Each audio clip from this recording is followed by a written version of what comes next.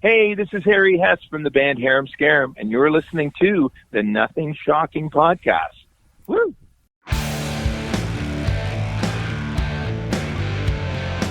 Want to know what's going on in the world of music? Then tune in to the Nothing Shocking podcast, a non-genre based, all ages friendly rock and roll program. Join us weekly for interviews with all your favorite rock stars from the mainstream to the underground. You can find us at nothingshocking.libsyn.com or anywhere you download podcasts.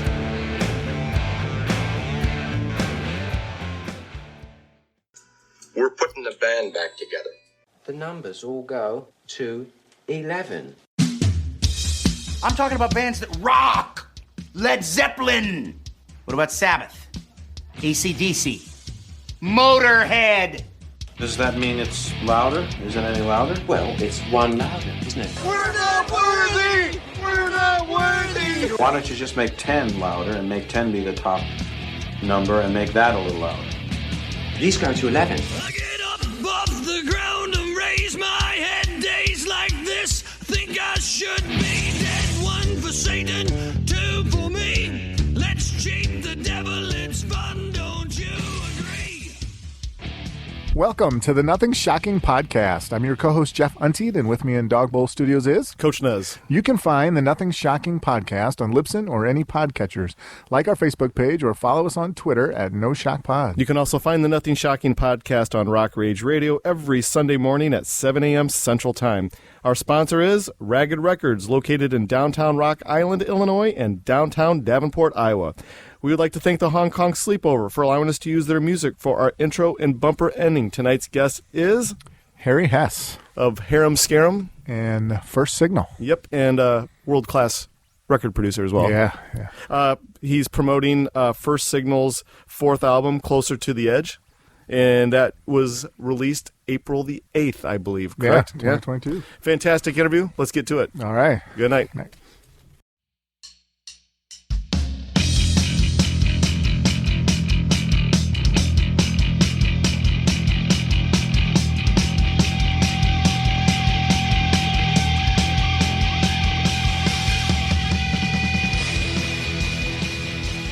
Harry, welcome to the Nothing Shocking podcast. I'd like to introduce you, my co-host, Jeff Untied.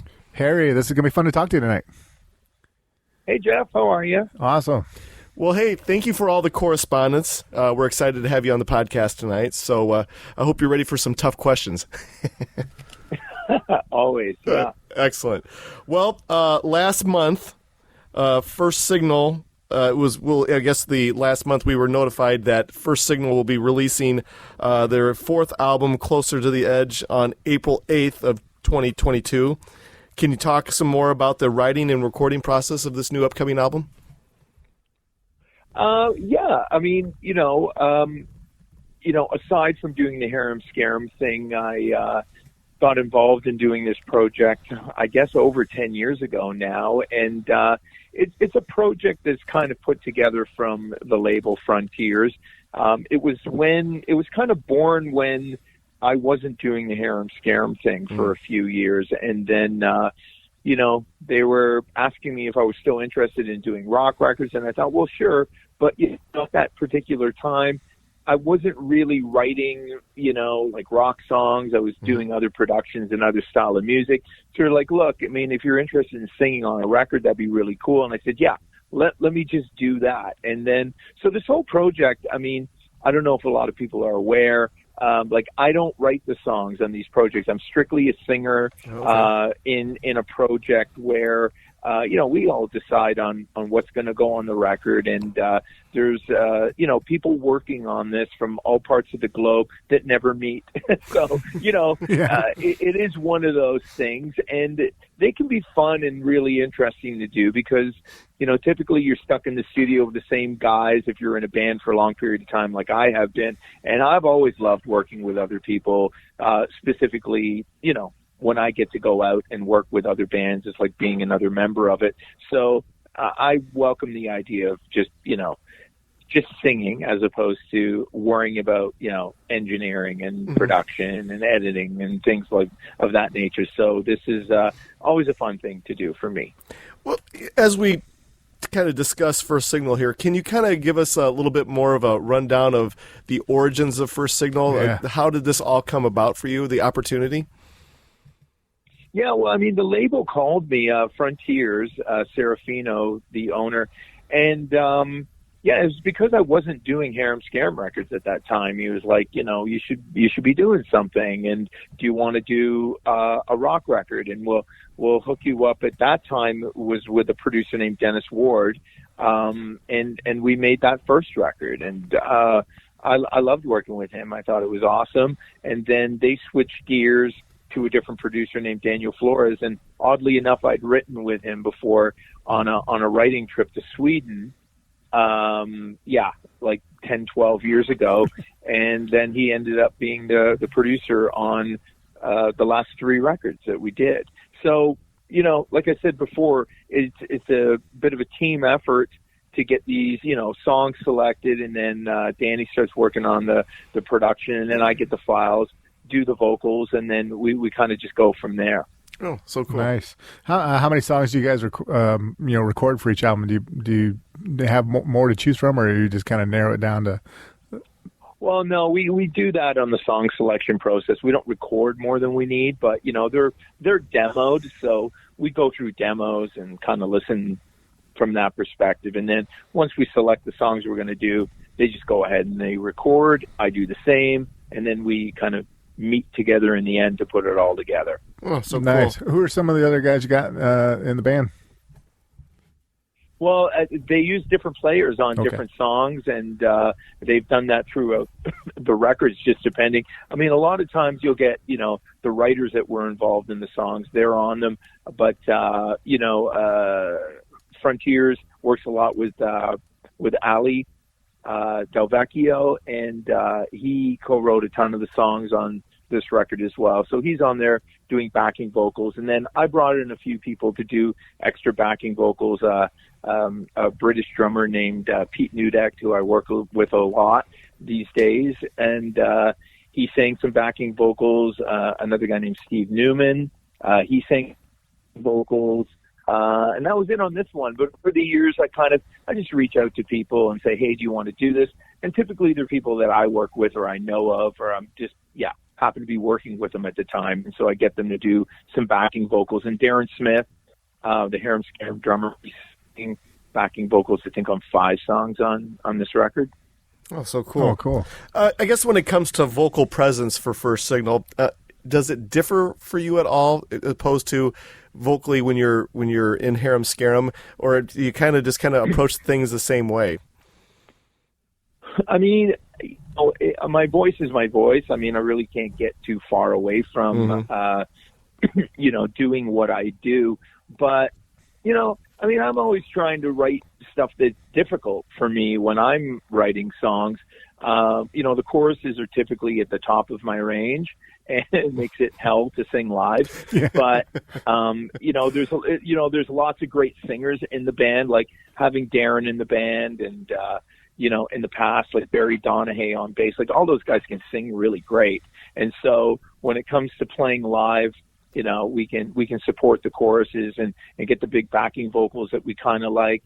And in this case with First Signal, there's really no limit to what we can do with regards to worrying about having to recreate it live, because we're making a record and, we're picking the best songs and we're treating them the best way that we can. And typically I just do them in the keys that they come in, unless they're too low, because I hate singing too low. It feels like there's no energy to it. So I like to keep the songs in a range where you can kind of get some grit, get into it, and put some power behind it. Those are typically, I like to stay in that range. Oh, very good. As far as live shows go, will First Signal ever support any of these albums and perform live, or is it just strictly just studio stuff?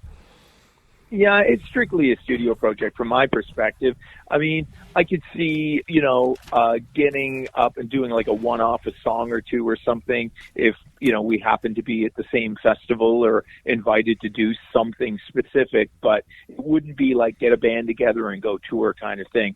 I can I can barely do that these days with Harem Scarem with regards to scheduling and stuff like that. You know, we get offers all the time to go out and do shows, but really, you know, the logistics of putting it all together and being a touring band and being ready to play and rehearse is another story. That was more like, you know, our lives 30 years ago. But these days, because this isn't the only thing that any of us do, it really makes it tough to carve out the time, like sometimes a year beforehand. Like, we just got a call the other day to do what was the cruise that just finished. They're trying to put a lineup together for next year already. Just the rock cruise, and they want to book you for 2023, right? And so to try and like figure out what 4 people's schedules are going to be like over a year from now, it's like it's really impossible to do. But a lot of bands, that's all that they do. They're a touring band. They either are writing or recording or out playing live. And if they're out playing live, they're flexible enough to take on whatever shows come their way. And they can pivot pretty quickly and put together tours on short notice. But for us, we all do production work, studio work, and we're committed to projects. So if I start a record at the end of next year and then I'm supposed to be in another country before that record's finished, it's a huge problem for all involved. So committing to those things that far out is getting harder and harder as the years go on. Well, just speaking of the live subject, you guys at Harem Scarem have a few live albums, I think 7 or so. What are your thoughts on live? Yeah. What are your thoughts on live albums? Some people love them, some people hate them. Do you enjoy making them? You know what? I'll tell you, it's never been our idea to make one. Okay. It's always somebody else's idea. Like the first time we did one was live in Japan, and that's not even the first release that we put out. We put out some live material when we were on Warner on our second album, on the Mood Swings record. There was 4 tracks that got released from a show in Toronto that we did. And then the real first live album release was live in Japan, which was really cool because it was our first tour of Japan. And it was like, the 2 closing nights that we recorded in Tokyo, just outside of Tokyo in Kawasaki, Japan. And that was really cool and a great memory. And having that, that record and, later on we even filmed some of the stuff that we did when we were putting together live DVDs and things like that. So they're great memories for us, but I don't know. I mean, I've never really been into live records personally, from bands, but bands that I was a mega fan of, I would have bought or listened to anything that they did. So it's hard for me to have that perspective on it because for us, or for me personally, I've done hundreds, if not thousands of shows, and to document it is kind of well, whatever, it just happened to be one night, and they're a real pain in the ass to do too, because technically there are always problems technically, and whatever was happening live doesn't really translate great. So you're in the studio a lot of times after the fact, fixing stuff, editing, augmenting drums, adding in drum samples, or just, trying to recreate a room sound and make it sound like it was live and things like that. So we spend a lot of time just fixing those things, and making them sound like even as good as, if you're standing in the audience, which is tough to do sometimes with live recordings. Yeah, very much so. Yeah. Yeah, but we've done a lot of them. Too many.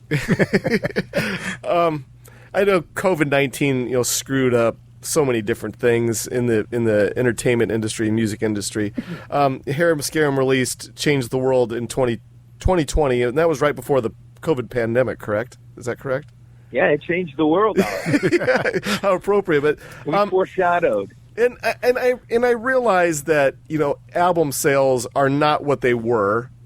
But as far as with the pandemic went and album sales not being what they are, how did that affect the growth of the album commercially? With I guess maybe purchases from your fans and everything. Did it stunt the purchasing of that album at the time, or did you notice anything different?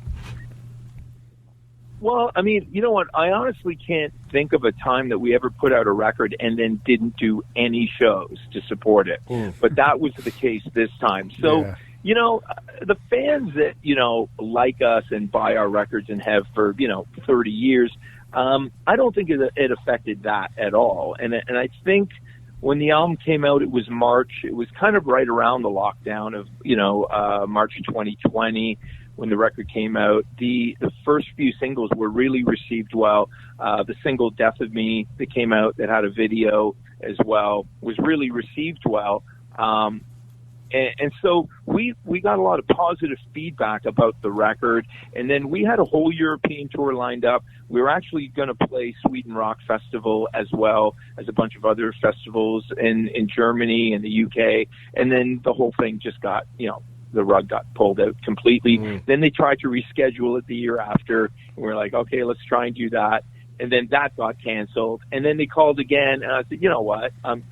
Let's leave this for now until we know that we're actually going to do it. Because, you know, coming from Canada, flying overseas, booking flights, hotels, arranging all the backline, like the gear, I mean, it's a pile of work. And just to erase it and nothing happen is a real pain, and not something that we were super excited about trying to attempt to do for a third time. You know, hopefully things are okay this summer for people going out. We're not planning on doing anything. We wanted to make another record before we go out and play and even commit to it, because I'm sure it will be the case for a lot of people. They've planned a lot of festivals and a lot of shows in the summer, and then you hear like COVID spiking again all through Europe. They're having insane numbers. And so I don't know what's going to happen. And I think until we know what we're dealing with and it's safe to book flights and not lose a shitload of money, then, you know, we'll probably just hang back and wait and see what happens. Good. Very good. Jeff, you got the next one? I was going to ask you about 2013's Mood Swings 2. So you guys re-recorded the Mood Swings album. Can you talk? Is that something you can talk about the making of that, like the choice of, you know, why re-record it or? Yeah, I mean, you know what? That was Mood Swings was our breakthrough record. Like when we signed with Warner. I think our first record came out in 91, and that was a self-titled debut. And then Mood Swings came out, and on our first record, we had Canada, we had Spain, and I think maybe Portugal put out the record, or Warner in Germany had some sort of. It was a distribution. It wasn't even officially out on Warner in Germany on the first record. So we had like 2 or 3 territories, and then on Mood Swings, it kind of blew up for us, and we had like almost 50 countries release Mood Swings, you know? So that was kind of our breakthrough record for us, and I guess a fan favorite. And over the years, it's always the one that people kind of talk to us about and was most interested in. So I think it was a 20th year anniversary, maybe 20 year or 25th year anniversary, I can't remember, of the record. We got a lot of calls to go out and do shows based on that. So we went out and did a whole European tour kind of based on the whole Mood Swings thing. And then we thought, well, wouldn't it be cool for us to re-release that record? But, you know, when you sign to a major label, you don't own the record, right? Yeah, so we couldn't even press more copies and sell them if we wanted to. We couldn't remix it and put it out or update it or remaster it or do anything that we wanted to do to it, because we literally don't own the recording. We wrote the songs, that's fine, but whoever pays for the recording owns it. In that case, it was Warner. Our first 7 albums were all owned by Warner, which, you know, it's totally cool. It is what it is. But at the same time, we thought, well, we produce records, we make records. I own a recording studio. We do this all the time for other people. Why don't we just re-record Mood Swings? And we bit off like way more than we could do. It was so much work going back and recreating that record. It was ridiculous. But in hindsight, I'm happy that we did because, that version of it, we own it. It's ours. Yeah. And we licensed it to Frontiers like we do all of our records. And it's kind of cool just to own that thing that, that meant a lot to us and our fans at that time. Oh, very cool. So cool. I want to bring this back to The Death of Me. It's my favorite track on Change the World. Can you talk a little bit more about the creation, the writing, the recording of that song? Yeah. I mean, I spent, I think the last 3 records specifically, I would just sit down and come up with chorus ideas that I really liked. And we used to always back ourselves into a corner where, we start with a riff and, from probably like Mood Swings on, like, Pete would work on music, always great guitar riffs and stuff like that. So he would be sending me musical ideas, and then I would have song ideas, and we would jam them together a lot of times. You know what I mean? Like, hey, like that guitar riff, that's in the key that I've got this idea, and it's kind of around that tempo that I think I've got a chorus for. And so we would write a lot like that. And there were many years where we would sit in a room together and hash it out. So we've kind of done all the versions of songwriting and putting records together that you can imagine.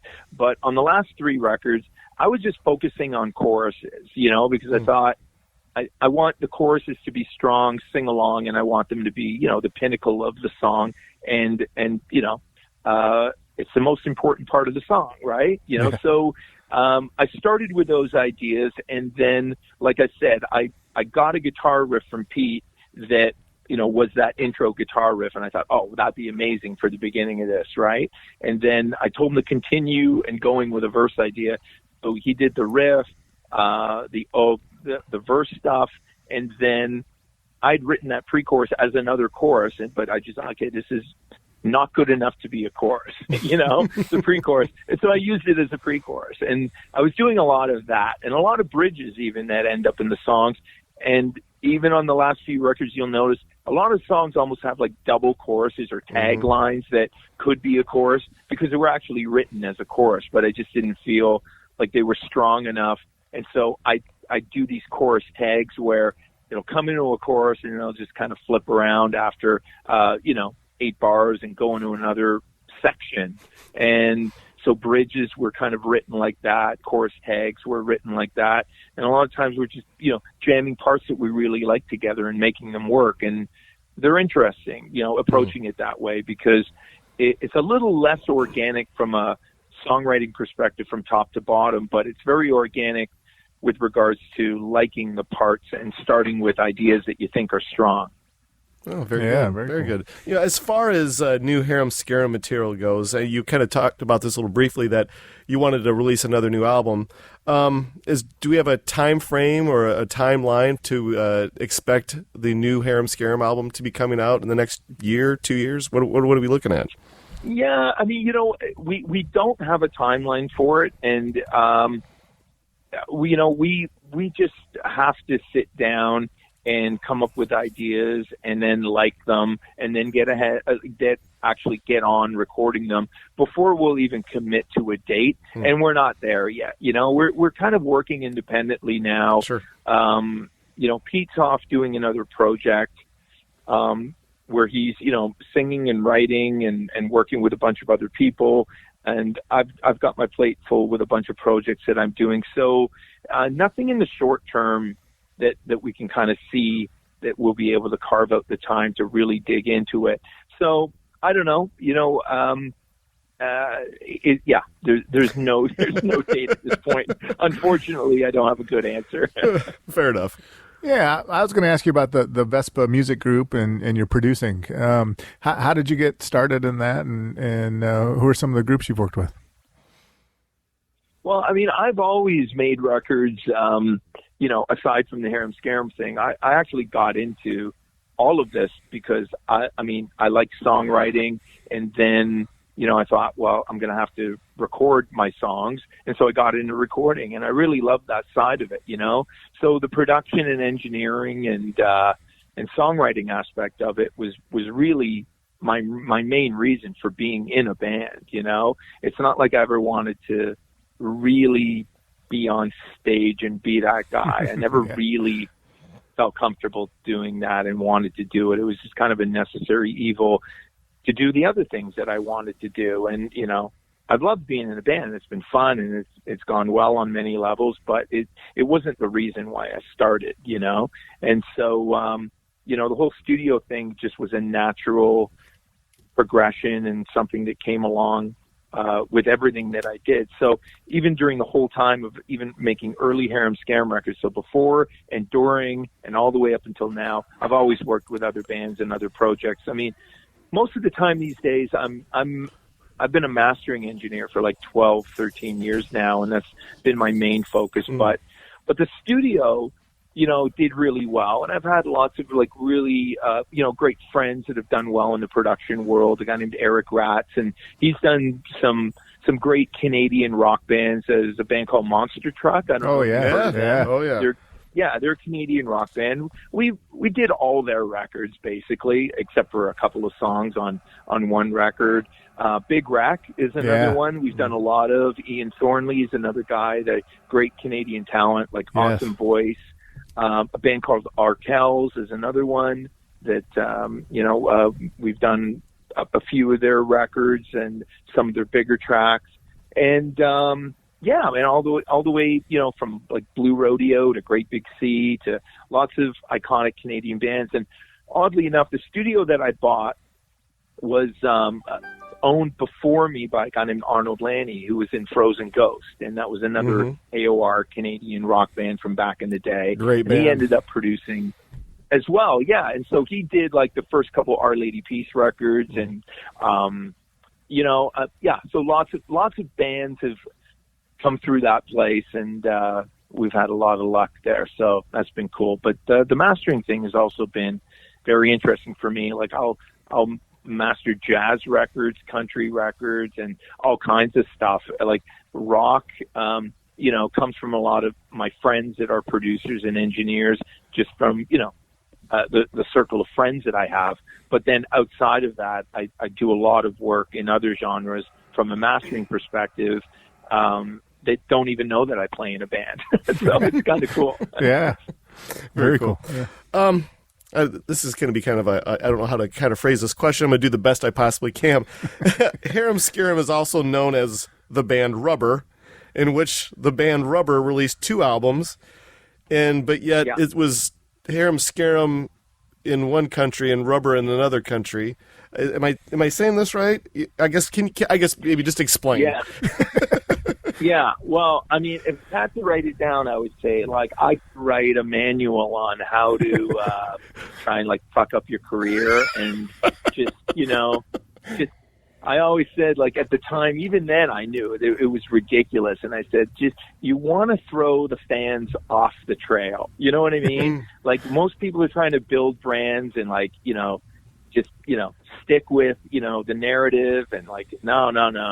We change names. We alternate names in different countries. We put out one record under this name, put another record out under the other name, change like formats completely, go from rock band to pop band, back to metal band. And like, yeah, just keep throwing them off the trail. You know, that's the way to keep your fans. Just anger them at all times. That's what we were doing. We were just making people mad all the time. And so, you know, it was weird because when, you know, after the whole rock thing died, right? You know, you remember? Oh, yeah. Like when Nirvana came out with Nevermind, it was over. And so we're still on a major label of that at this point, and they won't drop us. Because guess what? We're selling a shitload of records in Asia, specifically Japan. So loving us. Warner Music Canada, where we're signed out of, and we have a world deal with them, they're like, well, you're not going anywhere because you're making money for us, you know? And we're like, okay. So, but you're never going to get played on the radio here in North America. They're saying, they're telling us this, doing what you're doing, and specifically because you're Harem Scarem. And it's not even a musical thing. And so at that point, we were kind of bored and done with the whole big guitars, rock thing. And we, like I say, we work with a lot of other bands. We're influenced by other things going on. And we didn't mind the idea of like taking a left turn and doing something different for a while, because we made, I think, 5 records that were very much down that alley of making rock records. Mm-hmm. So when we started doing more popular material and just things that were a little bit lighter, less big guitars, and just a different approach, right? And so someone at the label in the marketing department was like, you know what, like I took this around to some radio people and I didn't tell them who it was, and they loved it. And it was a track called Sunshine, which was on one of the Rubber records. First Rubber record. And so we made a video for that track, and they said, as soon as the radio people found out that it was us, they said, we're not playing this. Oh, no. One station actually played it and then found out it was us, pulled it, and on air apologized to the audience that they played the song. Yeah, that's how bad the backlash was. And I'm sure you're aware, like all those bands, like, Poison, Warrant, whatever. I mean, I never really put us into that category, but if you look at us, we looked like that at the time. So if you look like Bon Jovi or you look like Aerosmith or whatever, you're kind of done.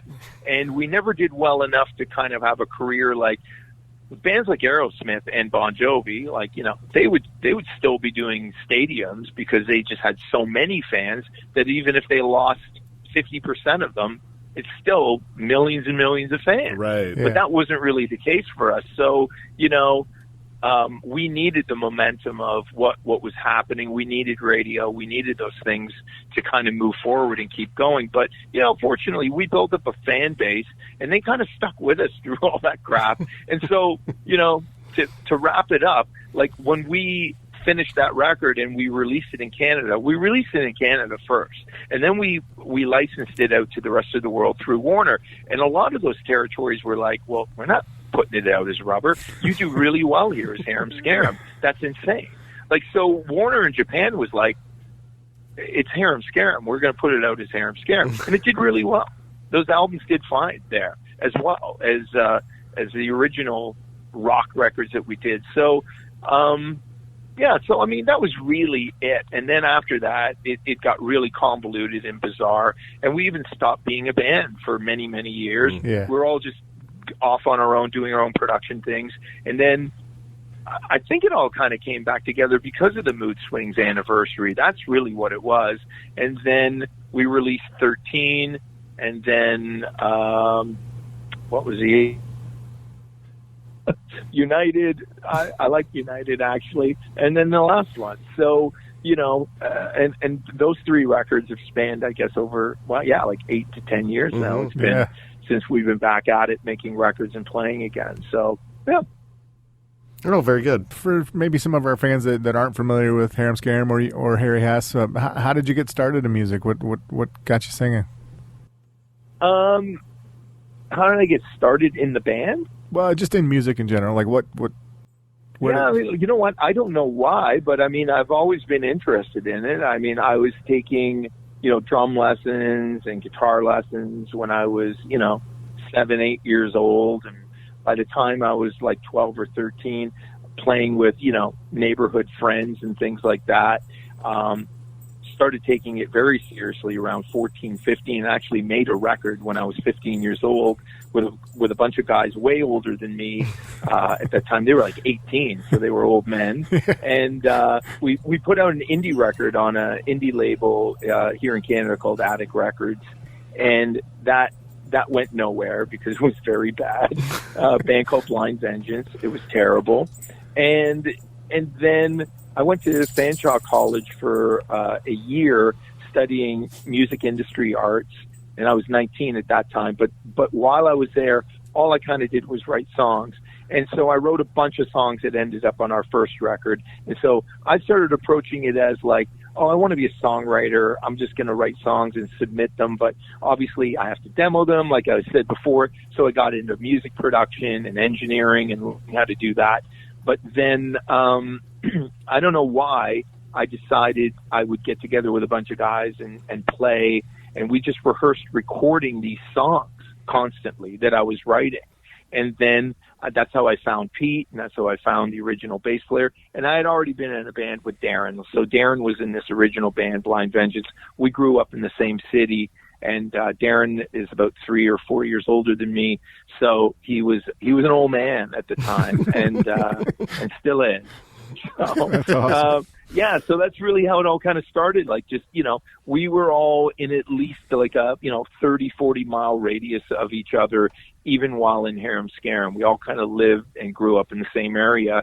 And Pete was equally as insanely committed to, working and recording as I was. So we really hit it off, on that level, that we were like both really in it. We would just spend days in the studio and until it was perfect, And when we were making our first record, it was a great learning experience. And on the second one, in Mood Swings, we just went down the rabbit hole of production and engineering and learning how to make records that we wanted to hear and we wanted to sound like, And so that was the era of, Mutt Lange records like Def Leppard. Yeah. Those productions were big influences on me, and or Boston records or Van Halen, anything that was like sounded larger than life. I wanted to kind of learn how to do, and that's the road we went down, and that's what we tried to do.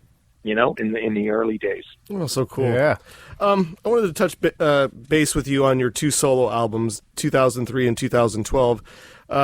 It's been a while since, obviously, the last solo album in 2012. Have you explored working on a third solo album? Is it something that you still strive to do, or is that kind of a page that's been turned for you? What was the first one out in 2002? 2003. Your first solo album? Oh, shit. I was going to say. So I'm on a 10-year,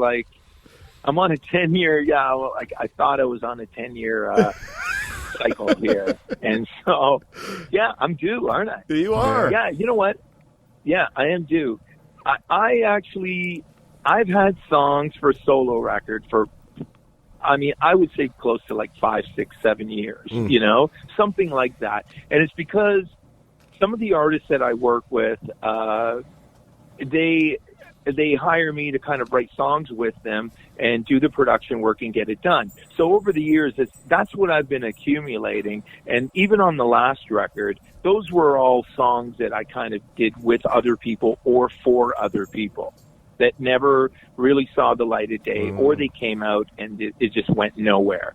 So I've got a lot of those. And so, but when I put them together and put them on a record, I can make a pretty cohesive rock record out of a lot of those. Yes. And so, yeah, I've got a lot of those types of songs, and I just have to do it. But like, it all comes down to time and motivation for sitting there and doing it, because those productions, they just take a lot of effort, and I've done it a million times. So the older I get, the harder it gets for me to be motivated to sit down and do that over and over again. You know what I mean? Understandable. But yeah, I would like to, like I can see me, if I do anything this year, that would probably happen before anything happens. Oh, very good.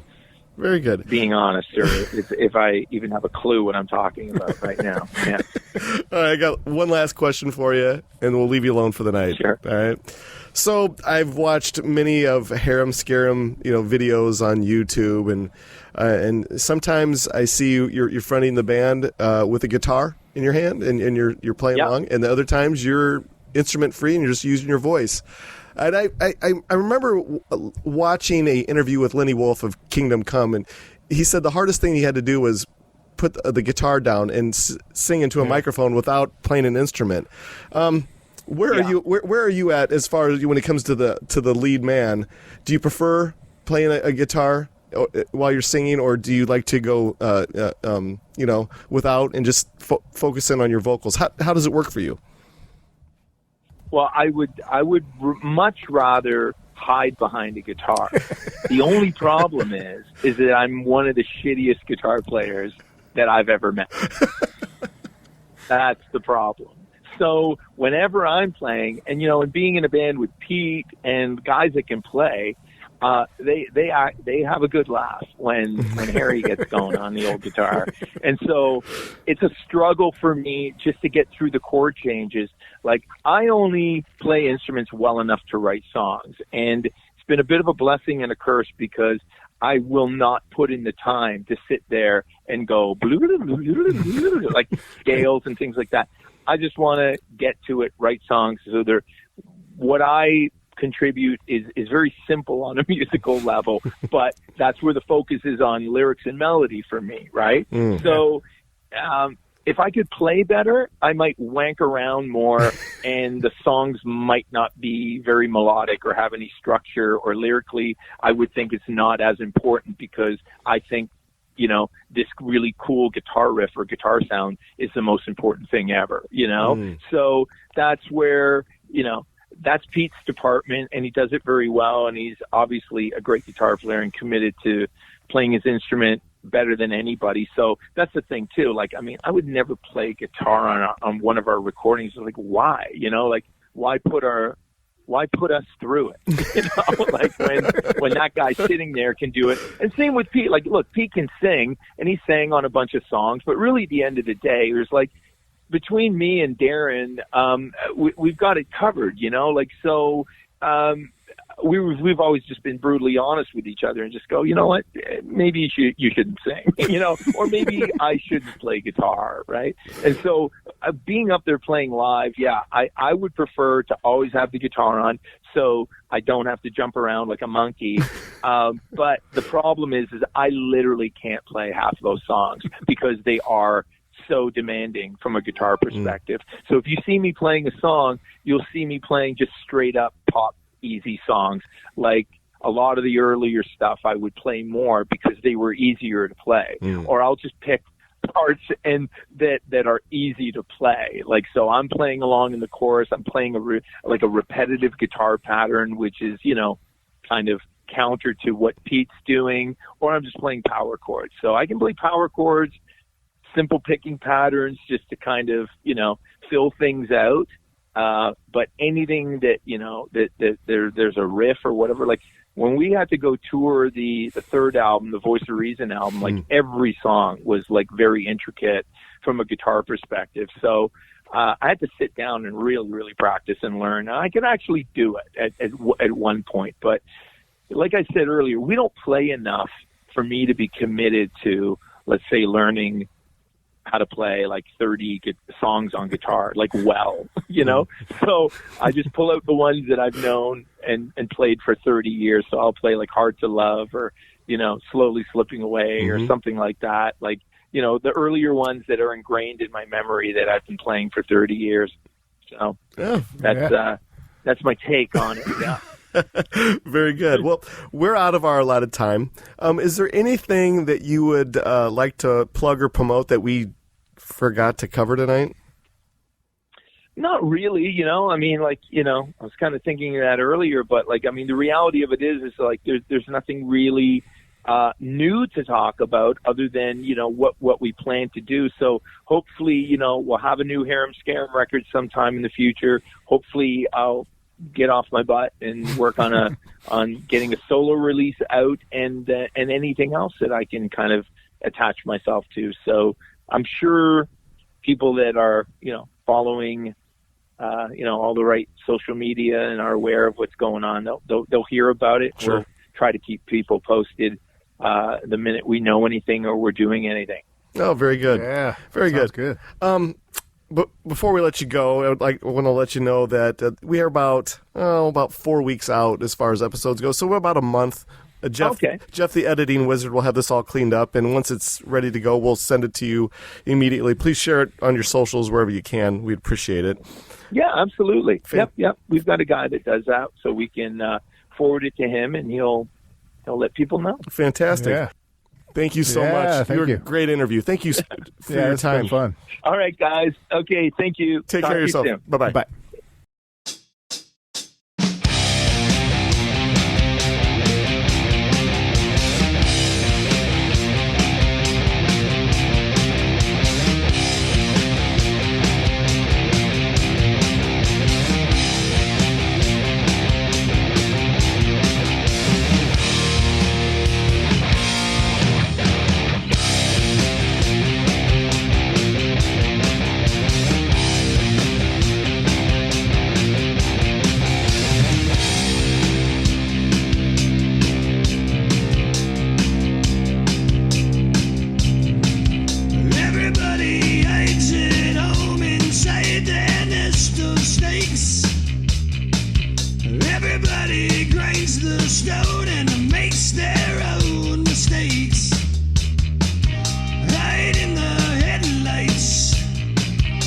the grip of fear.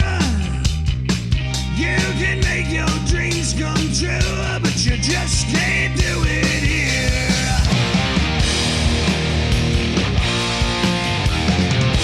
Hey.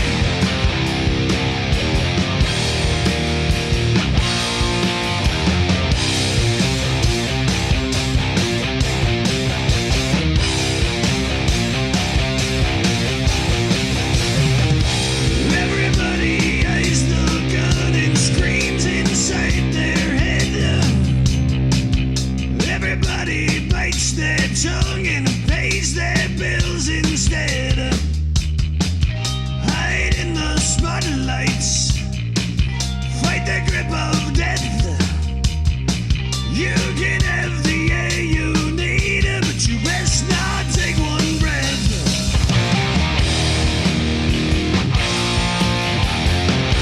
Hey.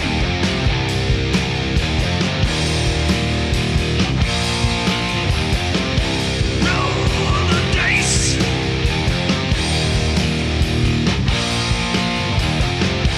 Take your chances.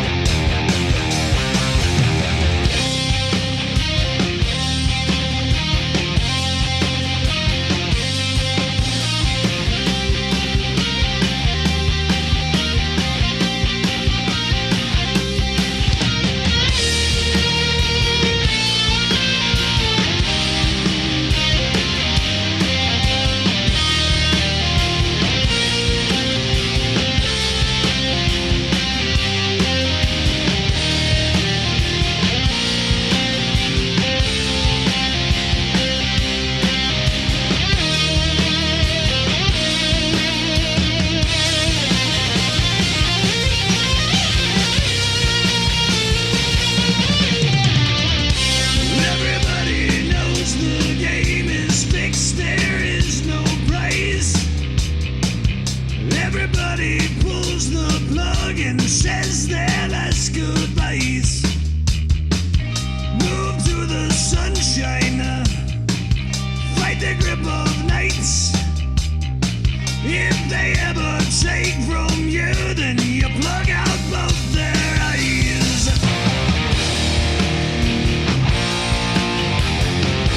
Hey.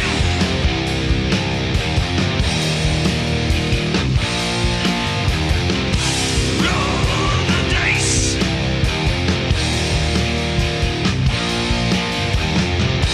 Take your chances.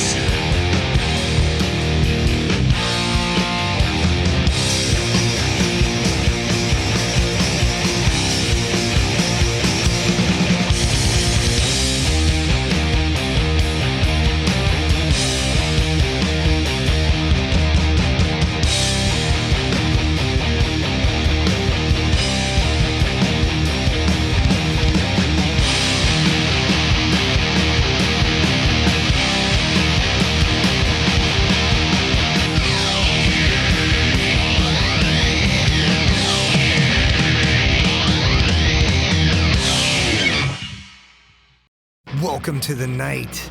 You think you know Night Demon? Then the Night Demon Heavy Metal Podcast is for you. Step into the darkness as we peel back the curtain to give you an unprecedented, all-access look into the mind and the heart of the demon.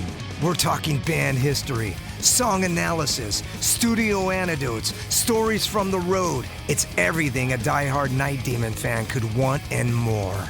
This is the only place to learn the inside scoop, the deep dive trivia, the untold tales from the band members themselves and those closest to the Night Demon story. Need more? The sacred Night Demon Crypt will be pried open to reveal demo recordings that have never before seen the light of day. all with in-depth commentary by the band and the people who were there for the writing and recording process. This is a gold mine, a treasure trove of all things Night Demon. Head over to nightdemon.net or wherever you listen to podcasts.